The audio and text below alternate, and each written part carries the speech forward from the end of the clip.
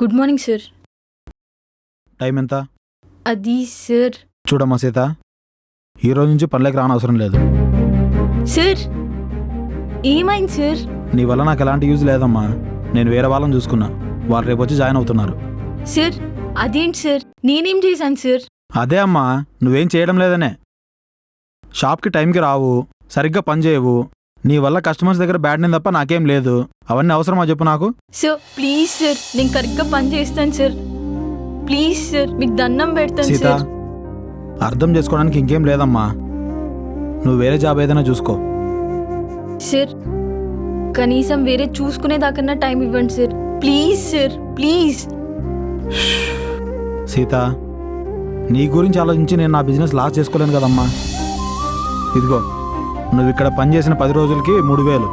Sir please sir. ముందు తీసుకో అమ్మా, అవతల కస్టమర్స్ ఉన్నారు.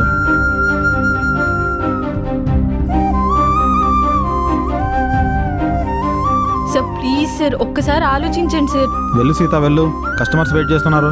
Sir please sir. వెళ్ళు సీత, ఇంకా చెప్తే అర్థం కాదా? వెళ్ళు.